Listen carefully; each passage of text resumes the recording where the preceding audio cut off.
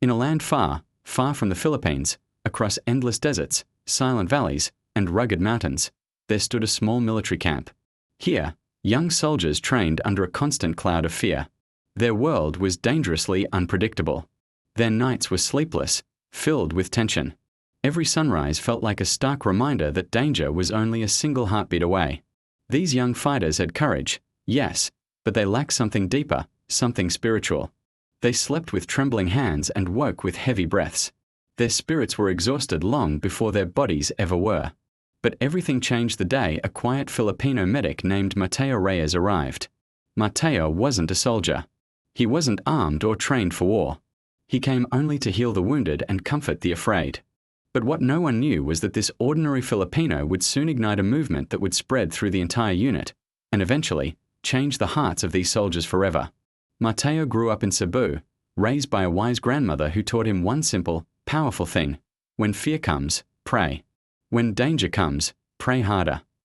He carried her words with him into the world, a small piece of home tucked away in his heart.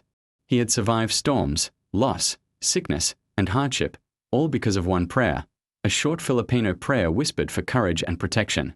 It had saved him many times. It had kept him guided. It had kept him alive. One night, inside that foreign camp, the sky roared with thunder. A violent storm approached, and the young soldiers couldn't sleep. The wind screamed like wild spirits through their tents. The lights flickered on and off. Fear hung heavy in the air, thick and suffocating like smoke. And then, someone heard it. A soft voice. A whisper. A prayer. Amahan Namo, Tabangi Amai. A young soldier named Eli followed the sound. When he peeked into the medic's tent, he saw Mateo kneeling on the floor, hands clasped, whispering an old Filipino prayer for courage. Eli stood there quietly, just listening. And for the first time in months, something warm touched his chest, a feeling he hadn't known since childhood. It was peace. The next night, Eli returned. Then, another soldier joined him. And then another. They didn't understand the words being spoken, but they felt their power. They felt the calm. They felt courage slowly returning to their weary hearts. Finally, one of the soldiers asked, "What are you saying? What is that prayer?" Mateo looked at them with gentle eyes. "It's a prayer my Lola taught me. It means, Lord, be with us. Protect us. Guide us." The soldiers asked him to teach it to them. Mateo hesitated. This was sacred, personal. But then he remembered what his grandmother always said: prayers are strongest when shared. So he taught them one line, then another, and another. The soldiers practiced each word, struggling to pronounce them, but they were determined. For the first time in history, Filipino words echoed through that foreign desert. Amahan Namo, Tabangi Amai. Ayor Ko Birai Ikor Angamang Kusog. Ikor Angamang Kalape. Night after night, more soldiers gathered. Soon, the entire tent was full. These young fighters, so strong on the outside, but so scared on the inside, were learning a Filipino prayer, their voices shaking but their hearts growing stronger with every word. They didn't just memorize it, they felt it. The prayer connected them. It calmed them. It gave them the one thing they had been missing all along: hope. But not everyone approved. Commanders started whispering amongst themselves, "Why are they chanting these foreign words? What is this Filipino thing going around? Why are they listening to a medic instead of their own officers?" A general called Mateo to his quarters. "Why are my soldiers chanting your prayer?" he demanded, his voice stern. Mateo didn't defend himself. He simply answered softly, "Because they want peace in their hearts. Fear is louder than bullets, sir. But prayer is louder than fear." The general stared at him for a long, silent moment. Then, he said 5 words that changed everything: "Teach it to all of them."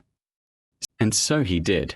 Under the vast night sky, in a place so far away from the Philippines, hundreds of young soldiers stood in formation, shoulder to shoulder, heart to heart, reciting a prayer born in a small Filipino home, passed down by a humble grandmother, and carried across the ocean by a simple medic. Their voices rose like a powerful wave. Amahan Namo, Tabangi Amai. Ikor Angamang Kalape. Ikor Angamang Kusog. Tabangi Kami Sat Tanang Panahaun. Some cried silently. Some closed their eyes. Some whispered it like a final surrender of all their fear. It became their shield, stronger than armor, deeper than any bravery training. Word of this spread across the region. Other units heard about the Filipino prayer tradition. Soon, more and more soldiers from different backgrounds wanted to learn it, too. Before every mission, before every dangerous patrol, before every frightening moment, they would gather around Mateo, not to hear instructions, but to hear the prayer.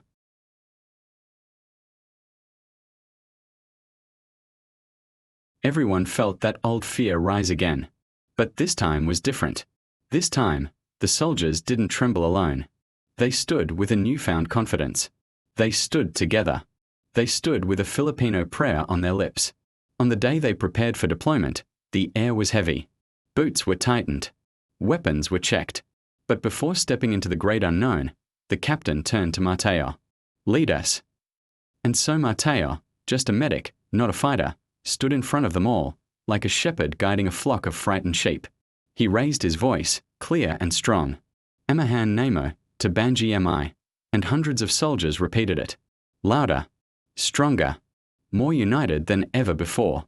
Witnesses said the entire atmosphere changed in that moment. Fear dissolved. The tension melted away. Hearts steadied. Spirits rose. The Filipino prayer had become their armor. When the mission finally ended, something miraculous happened. The soldiers returned safely, every single one of them. There were no casualties, no losses. Not one life was taken. The prayer had not guaranteed them victory, but it had given them the courage, the clarity, and the unity that ultimately kept them alive. The camp commanders called it unbelievable. But the soldiers, they called it something else, a miracle from a Filipino prayer. News spread like wildfire. Stories circulated. Even other foreign camps began teaching the prayer.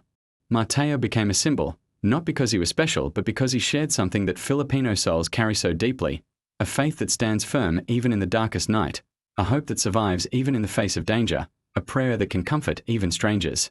The soldiers honored him with a medal, not for bravery in combat, but for healing their spirits. Mateo accepted it with tears in his eyes. He whispered, "This is not my medal. This belongs to my Lola, and to every Filipino whose prayers protect the world." And so, a simple Filipino prayer, born in a small island village, traveled farther than anyone could have ever imagined. It crossed borders. It comforted warriors. It united hearts. It became a global symbol of courage and faith. And in the end, the young soldiers said something they never, ever expected to say. "We survived, because we learned to pray like a Filipino." Thank you for watching. If this story moved you, please like, share, and subscribe for more content that touches the heart.